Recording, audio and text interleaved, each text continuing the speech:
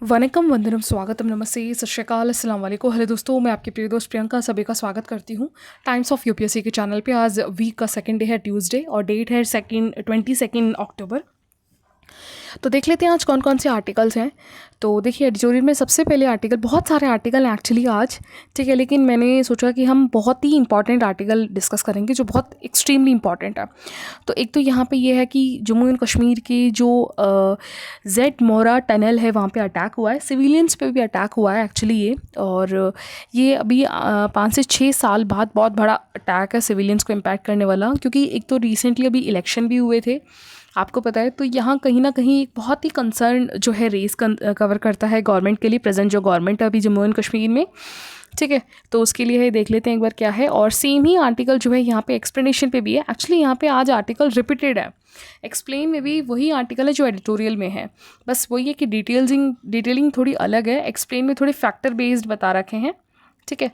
और इसके अलावा यहाँ पे पॉपुलेशन पे है, और इधर यहाँ पे इंडिया के एक्सपोर्ट सोलर पैनल के गुड्स पे हैं। क्या क्या है वन बाय वन देख लेते हैं। तो देखिए, आपको पता है अभी संडे की बात है, ये जम्मू एंड कश्मीर के अब गवर्नमेंट इलेक्शन होने के बाद, इलेक्टेड गवर्नमेंट के बाद फर्स्ट टाइम यहाँ पे अटैक हुआ है, ठीक है, जी मोरा टनल पे। एक बार हम जी मोरा टनल के बारे में एक बार देख लेते हैं जो हमारे लिए इंपॉर्टेंट है एग्जाम के पर्सपेक्टिव से।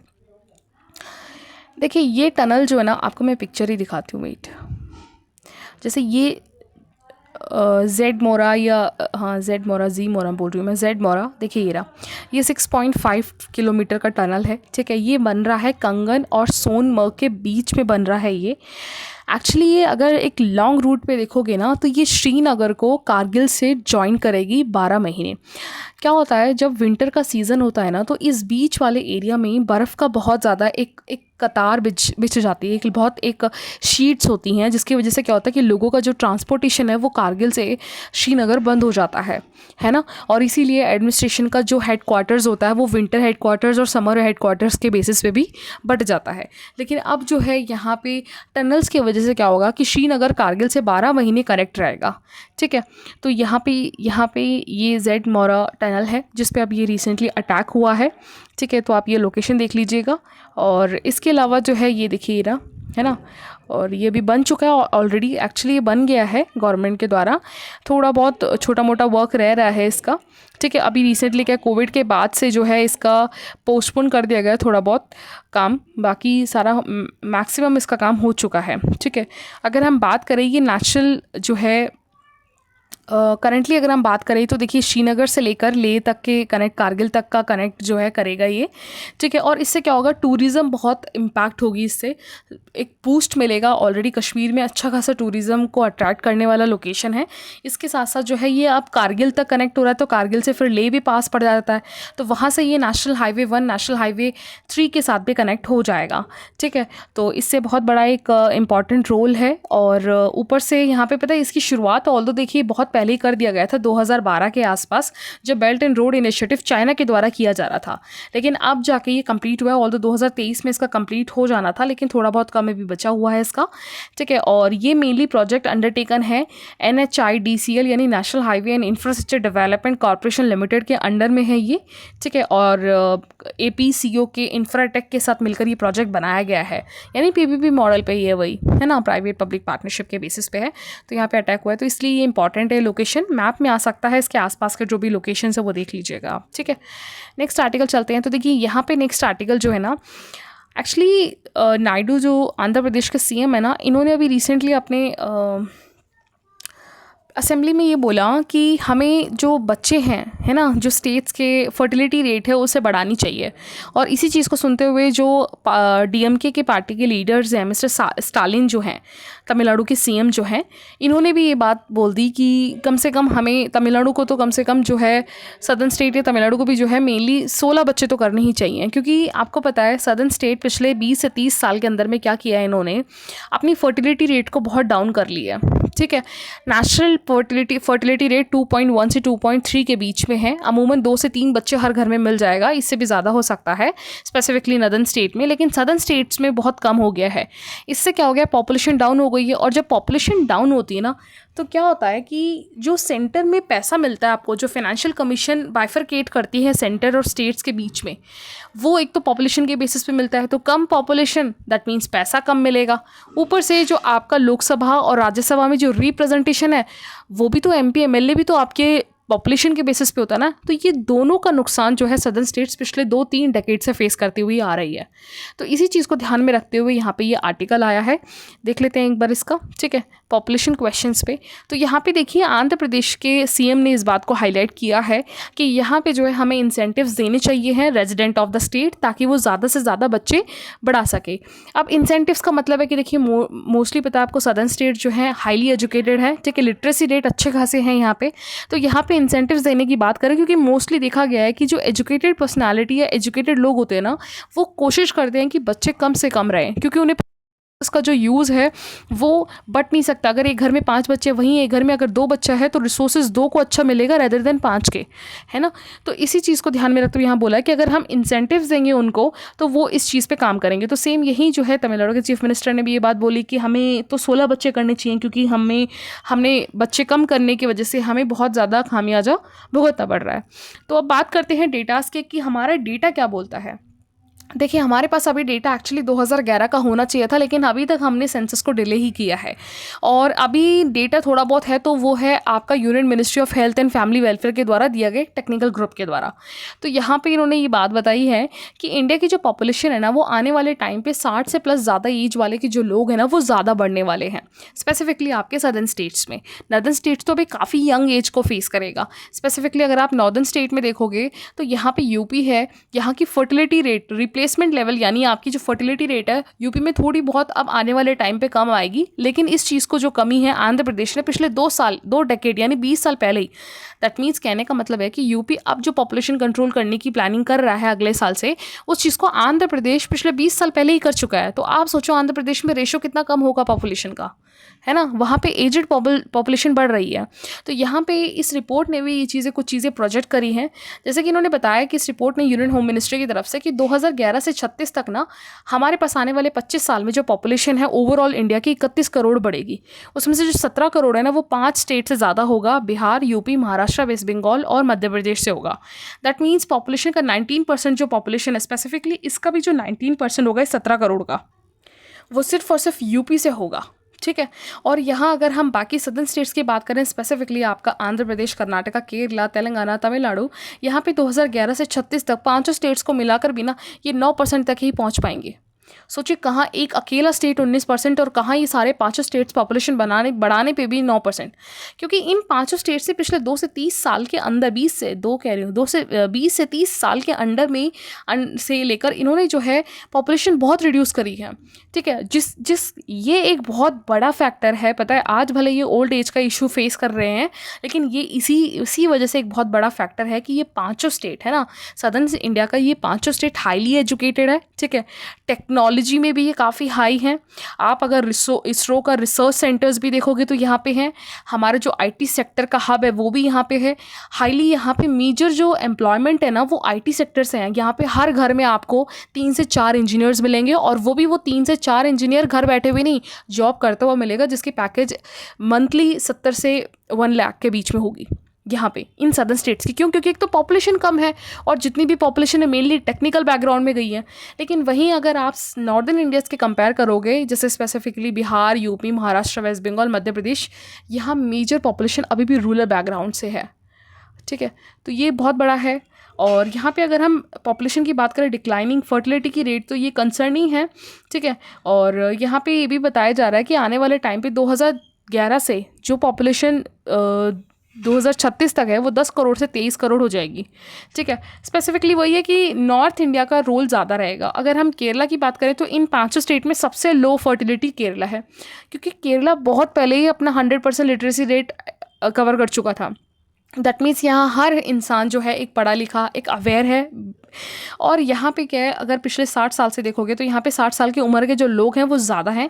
और इस रिपोर्ट ने बोला है 2036 तक केरला में कम से कम 23% लोग ऐसे होंगे, मतलब हर 4 में से 1% ऐसा होगा जो 60 साल से ज़्यादा होगा। तो ऑब्वियसली अब ओल्ड पॉपुलेशन ज़्यादा है तो इससे क्या पता चलेगा, ओल्ड पॉपुलेशन तो यानी डिपेंडेंसी ज़्यादा हो जाएगी, ठीक है। उसके पास वर्क फोर्स कम होगा, है ना, बाहर से माइग्रेशन ज़्यादा करवाना होगा, वर्क फोर्स के लिए काम करने के लिए लोग नहीं होंगे, ठीक है। तो यहाँ पे अब बात आ जाती है कि स्मॉलर पॉपुलेशन कंसर्निंग क्यों है। तो देखिए 2 तरह से कंसर्निंग है, राइटर बता रहे हैं यहाँ पे रिपोर्ट के हिसाब से। पहली बात तो यहाँ पे कि 2/3 ऑफ द पॉपुलेशन जो वर्किंग एज पॉपुलेशन है सिर्फ 2/3 ही रह जाती है, जो जिसको डिविडेंड बोलते हैं। बाकी rest of the half population आपकी ओल्ड एज में हो जाती है, क्योंकि उसमें से आधा पोर्शन तो आपका छोटे बच्चों का जाता है, छोटे बच्चों का, है ना, जो 15 साल से कम एज के होते हैं, और बचा हुआ जो पोर्शन है वो 60 से ज़्यादा उम्र के हो गए। और ये दोनों ही यानी 15 से कम उम्र के लोग और 60 से ज़्यादा उम्र के लोग जो है ना, ये दोनों ही कैटेगरी वो हैं जिसको किसी पे डिपेंड होना पड़ता है, स्पेसिफिकली वर्किंग एज पे डिपेंड होना पड़ता है काम करने के लिए, मतलब रहने के लिए, लाइफ जीने के लिए, क्योंकि वर्किंग एज कमा के इन्हें खिलाएगी, ठीक है। तो ये रेशो इन केरला और 5 स्टेट्स में सबसे ज़्यादा है ना। और अगर आप बात करोगे इनके स्टेट्स में जो है पब्लिक डिस्कशन, इलेक्शन डिलिमिटेशन की वजह से भी यहाँ पे जो रिप्रेजेंटेशंस हैं सदर्न स्टेट्स में, स्पेसिफिकली लोकसभा में, वो बहुत कम हो गए हैं। जहाँ आपके बिहार, यूपी में तो बात करोगे तो 80+ है, यहाँ पे 45-50 के आसपास है, तो वहीं तमिलनाडु में 30 के आसपास है, ठीक है। तो रिप्रेजेंटेशन यहाँ पे बहुत कम हो जाता है। अब रिप्रेजेंटेशन कम होता है तो क्या होता है, लोकसभा में आके अगर आपके रिप्रेजेंटेशन कम है तो आप आपकी जो कोर इश्यूज़ हैं आपके स्टेट्स के, वो रेज नहीं हो पाएंगे, है ना। आपके एमपी एमएलए का रिप्रेजेंटेशन अगर कम है तो इशू पता नहीं चलेगा, आपको इंसेंटिव्स नहीं मिलेंगे स्टेट्स को जो बाकी स्टेट्स को मिल रहे हैं, ठीक है। तो ये एक बहुत बड़ा है। और ऊपर से जो है यहाँ पे ये भी कह रहे हैं कि बाकी डेमोग्राफिक ट्रांजिशन जो मेनली बीमारू स्टेट जिसको बोलते हैं नॉर्दर्न के, ठीक है, बिहार, मध्य प्रदेश, राजस्थान, इनमें काफ़ी ज़्यादा हाईली अभी पॉपुलेशन बढ़ने का चांसेस ज़्यादा है, ठीक है। तो यहाँ पे अब बात आ जाती है कि क्या नायडू का काम, जो मिस्टर नायडू कह रहे हैं कि पॉपुलेशन हमें बढ़ाना चाहिए, क्या वो वर्क करेगा। तो यहाँ पे राइटर बता रहे हैं जैसे कि अगर आप जापान, चाइना, आप अगर यूरोपियन स्टेट्स में देख लोगे ना तो वहाँ पे भी ये इशू है। इंडिया में सदर्न स्टेट पहला इकलौता स्टेट नहीं है यहाँ पे, लेकिन डेवलप्ड नेशंस भी इशू फेस कर रहे हैं। अब जैसे चाइना, कोरिया में भी देख लोगे तो वहाँ पॉलिसीज़ भी अब अचानक से वर्क करी। अब 2015 से जो है चाइना ने क्या करा, 1 चाइल्ड पॉलिसी को हटा दिया, है ना। अब उन्होंने अलाउ कर दिया कि आप 2 से 3 चाइल्ड रख सकते हो। क्यों? क्योंकि उन्हें पता चल रहा है कि आने वाले 10 साल के अंदर अंदर में जो है 2040 तक पॉपुलेशन बहुत ज़्यादा रिड्यूस हो जाएगी, डिक्लाइन हो जाएगी चाइना की, और वर्क फोर्स बहुत कम हो जाएगा, तो बाहर से लोगों को माइग्रेट करना पड़ जाएगा, ठीक है। तो एक तो ये इशू है।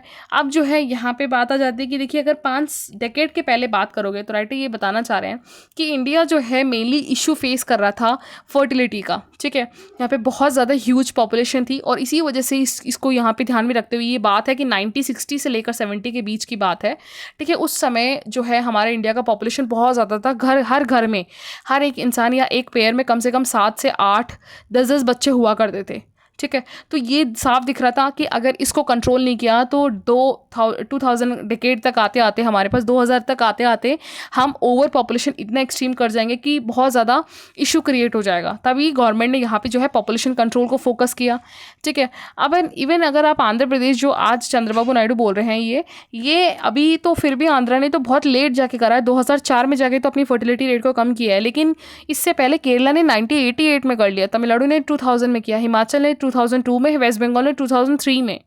सोचिए बाकी स्टेट्स कितने अवेयर हैं अपनी इस पॉपुलेशंस को लेकर, ठीक है। तो 5th स्टेट बना आंध्र प्रदेश जिसने अपनी पॉपुलेशन रिप्लेसमेंट करी, यानी कंट्रोल करने का काम शुरू कर दिया था फर्टिलिटी पे, ठीक है। तो अब बात आ जाती है कि क्या करें। तो भैया सिंपलेस्ट वे है कि जो भी पढ़े लिखे लोग हैं सदर्न इंडियंस में मेनली जो है, क्योंकि देखिए आपकी फर्टिलिटी, मोटिलिटी और माइग्रेशन, ये तीनों चीज़ें ही जो है किसी भी एरिया को बैलेंस करती है। फॉर एग्जाम्पल अभी जैसे साउथ इंडिया आपका, ठीक है, मान लीजिए केरला है। अब केरला में फर्टिलिटी तो बिल्कुल ही कम हो गई, अब फर्टिलिटी नहीं है तो भैया मोटिलिटी कैसे होगी, है ना। तो बचा क्या ऑप्शन आपके पास, माइग्रेशन। दैट मीन्स बाहर के लोग यहाँ माइग्रेट हो गया है, और होता भी है, केरला में तो बहुत लोग माइग्रेट होके जाते हैं। केरला हो गया, कर्नाटका हो गया, तमिलनाडु हो गया। क्यों? क्योंकि यहाँ स्पेस खाली है है ना। तो बाहर जहाँ जिस स्टेट में भरा हुआ है पॉपुलेशन, वो यहाँ से शिफ्ट होके आता है। तो एक तो ये है जो बहुत पहले से चलता आ रहा है, और सेम ही मॉडल जो है यूएसए फॉलो कर रहा है।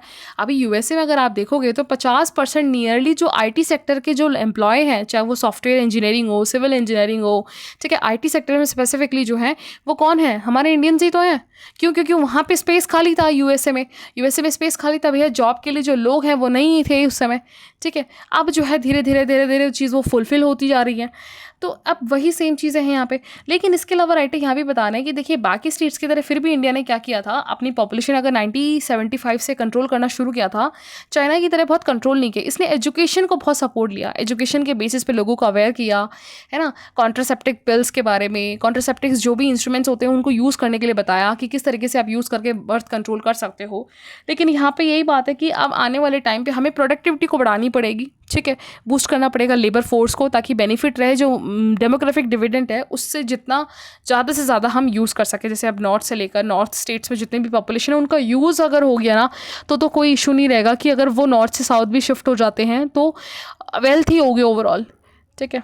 तो ये एक आर्टिकल था। नेक्स्ट चलते हैं इधर, एक लास्ट आर्टिकल यहाँ पे यूएस कस्टम वॉल के ऊपर है। देखिए एक्चुअली क्या है, अभी यूएसए ने ना, यूएसए के मार्केट में चाइना का बहुत ज़्यादा एक बोलाबाला बढ़ रहा था हर चीज़ में, आपको पता है, इसके इलेक्ट्रॉनिक गुड्स से लेकर हर चीज़ में। तो अभी यूएस के कस्टम बॉर्डर प्रोटेक्शन एजेंसी की तरफ से ना यहाँ पे अभी चाइना पे बैन कर दिया था उसके जो भी सोलर पैनल्स एक्सपोर्ट हो रहे थे यूएसए को, ठीक है। और इसी के लाइन में अब इंडिया के कम से कम 43 मिलियन का वर्थ जो शिपमेंट था सोलर पैनल का, वो भी अक्टूबर 2023 से बंद कर दिया।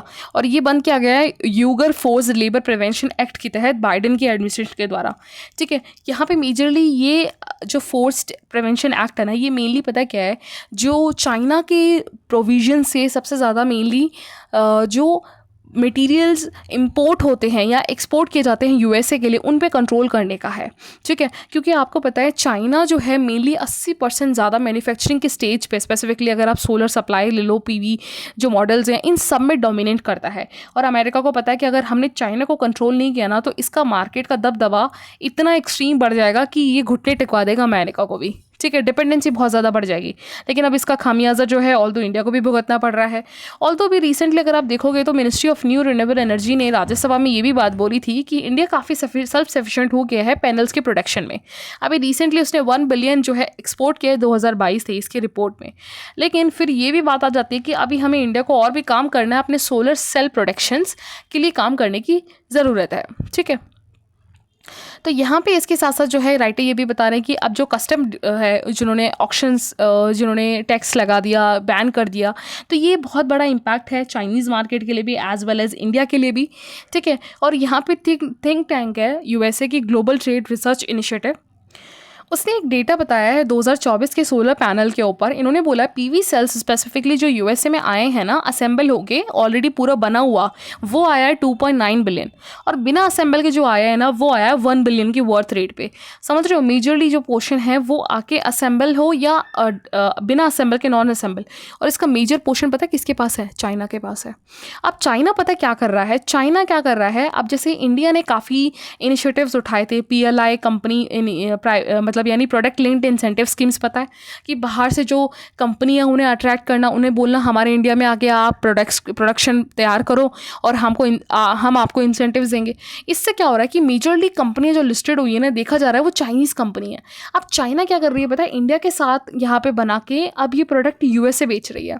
और ये चीज़ यूएसए को भी पता चल रहा है कि चाइना क्या कर रहा है, इंडिया हो चाहे वियतनाम हो या कंबोडिया हो, डायरेक्टली ना हो कि ये इनडायरेक्टली इन कंट्रीज़ का यूज़ करके वो यूएसए को प्रोडक्ट बेच रहा है। तभी वो असेंबल और नॉन असेंबल वाले गुड्स का वो बता रहे थे डेटा, ये वाले, ठीक है।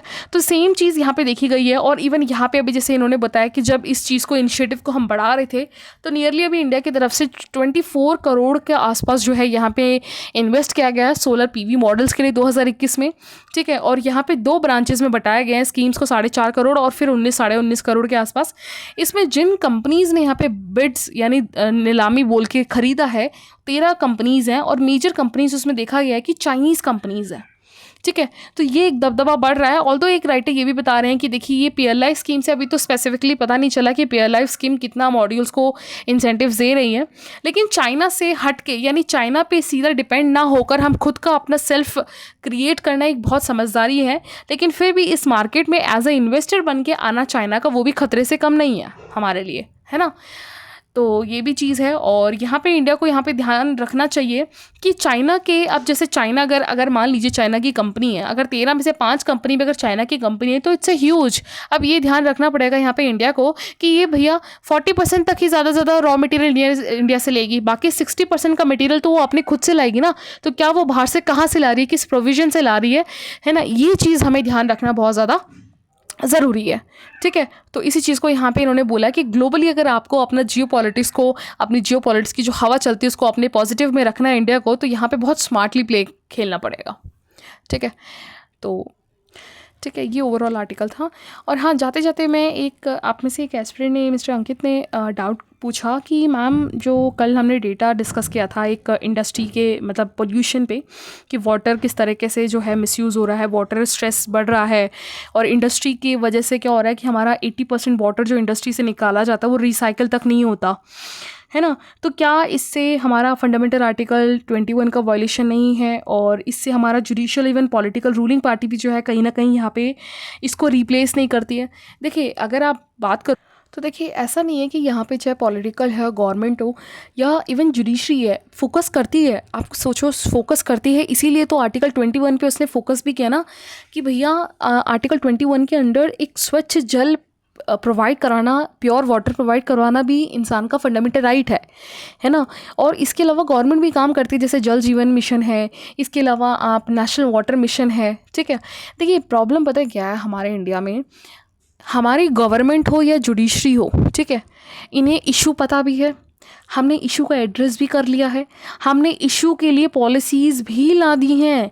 पॉलिसीज़ हो गया, फंड क्रिएट हो गया, इंटरनेशनल लेवल से हमने ग्रांट्स भी गैदर किए हैं, ठीक है। इसके अलावा हमने जो है कोई MOU भी साइन किया है, कोई अगर इंटरनेशनल लेवल पे जैसे तिस्ता रिवर है या काली रिवर है या कोई और रिवर जो बाहर दूसरे कंट्री से आ रही है, मिक्स हो रही है, ठीक है। इवन रूरल और अर्बन लेवल में भी हमने पॉलिसीज़ बनाई हैं।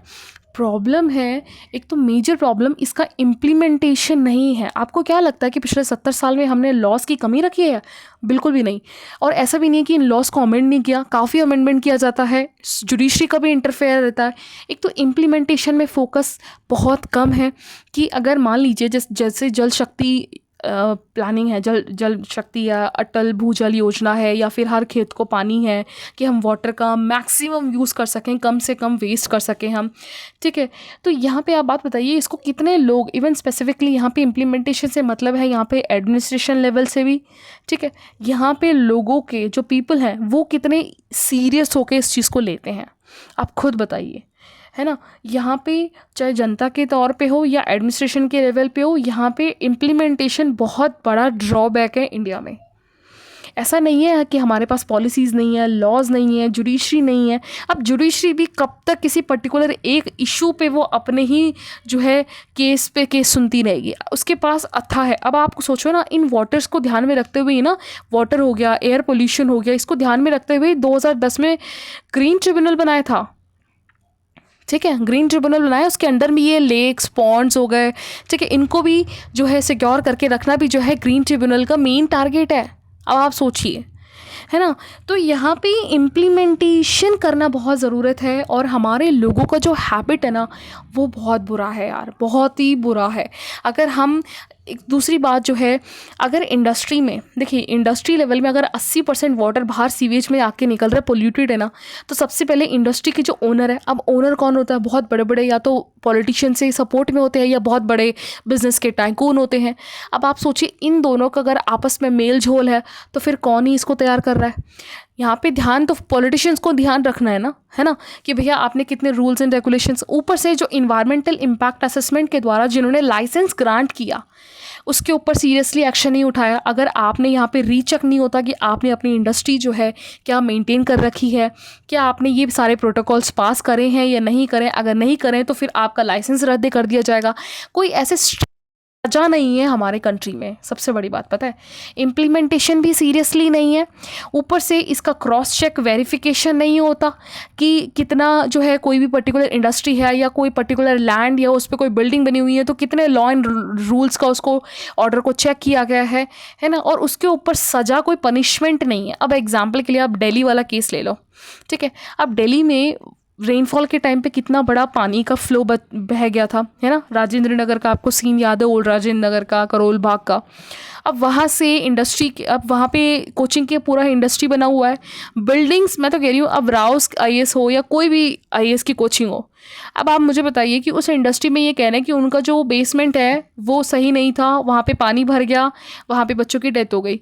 बट मुझे एक बात बताओ ना कि उस लैंड पे, उस एरिया पे, वो वैसे भी स्लोपी एरिया, अगर आप एंटर करोगे, जैसे यहाँ वाजीराम है, फिर यहाँ पे जो वो पॉलिटिकल साइंस की मैम कौन है, शुभ्रा रंजन, उनकी कोचिंग है, फिर उसके बाद विजन है, विजन के बगल में यहाँ एक खाली जगह थी, यहाँ पे राउस बन गया, ये टेस्ट सेंटर है विजन का, फिर ये पूरी रोड है, फिर यहाँ पे लाइब्रेरीज़ हैं, ठीक है, के आर स्पेशल करके लाइब्रेरीज़ है, इस तरीके से। और ये एरिया भी देखोगे ना तो ये स्लोपी है, ये पूरा स्लोपी, यहाँ से उठा हुआ है एरिया, और यहाँ से ये स्लोपी है, तो इसलिए पूरा सड़क, और यहाँ से सड़क है, ये पूरा रिंग रोड है, और यहाँ से पूरा आने में भी है ना, ये पूरा पानी डायरेक्टली, इस रोड का पानी भी सीधा सीधा इसी एरिया में जाएगा, स्लोप है। तो भैया आपको फिर बिल्डिंग भी उस हिसाब से बनानी चाहिए थी, तो आपने यहाँ पे लाइसेंस कैसे दिया, इम्पैक्ट असेसमेंट ईआईई का, और यहाँ पे लैंड का जो है एमसीडी के अंडर में आता है, ठीक है, और मेजरली लैंड रूल्स वगैरह जो हैं वो आपके फिर सेंटर के हाथ में भी है। तो इम्प्लीमेंटेशन गलत है ना, लॉस तो है, लॉ तो कह रहा है आपको सीधा सीधा, ठीक है, आप बात समझ रहे हैं। तो यहाँ पे इम्प्लीमेंटेशन, अब इम्प्लीमेंटेशन के लिए भाई जिम्मेदार कौन है, मैं सही बताऊँ, जितने भी ऑफिसर्स हैं ना उनके साथ साथ इक्वली जिम्मेदार आपकी जनता भी है। अगर जनता को अपने वोट का हक पता चल रहा है, जनता को अगर ये पता चल रहा है कि अगर बिजली नहीं आई तो बिजली विभाग को वो कॉल कर दे रही है, अगर जनता को ये पता चल रहा है कि मेरे पास राशन नहीं आया तो राशन लाना है, जनता को ये पता चल रहा है कि मोदी जी ने 15 लाख का अनाउंस किया और अभी तक हमें दिया ही नहीं, आपको ये तो बोलना आ रहा है, तो क्या आपको ये नहीं पता कि बिल्डिंग अगर बन रही है तो वो गलत तरीके से बन रही है? पता क्यों? क्योंकि आधे से ज़्यादा जनता को मतलब ही नहीं होता, वो सिर्फ मौका देखती है, वो सिर्फ तमाशा देखती है। तो यहाँ अब ये बात आ जाती है क्योंकि लैक ऑफ एजुकेशन, और ऐसे भी नहीं कह सकते हो कि यहाँ पे जो है लोग पढ़े लिखे नहीं हैं, मैं लिटरली बता रही हूँ, पढ़े लिखे एजुकेटेड पर्सन की बता रही हूँ, बहुत सारे लोग ऐसे हैं जो मतलब नहीं रखते कि अरे हमें क्या करना है, छोड़ो। अरे भाई कैसे नहीं करना, आप सिटीज़न हो, आप टैक्स भरते हो, आपका ही पैसा है जो यहाँ पे लगा हुआ है। तो एक ना अकाउंटेबिलिटी जो चाहिए ना लोगों की, वो बहुत ज़ीरो है, ज़ीरो इंडिया में। तो ये भी बहुत सारे फैक्टर्स हैं, ऐसा नहीं है कि हम सीधे सीधे गवर्नमेंट को, सीधे सीधे जुडिशरी को हम ब्लेम करें कि ये लोग काम नहीं कर रहे हैं। मैं तो पूछ रही हूँ कि लोग कितना काम कर रहे हैं, आप बताओ ना, कितना कर रहे हैं? खा के कुछ भी डस्टबिन में कहीं भी फेंक देना, कुछ भी अपने आसपास के घर में साफ़ सफाई ना रखना, है ना।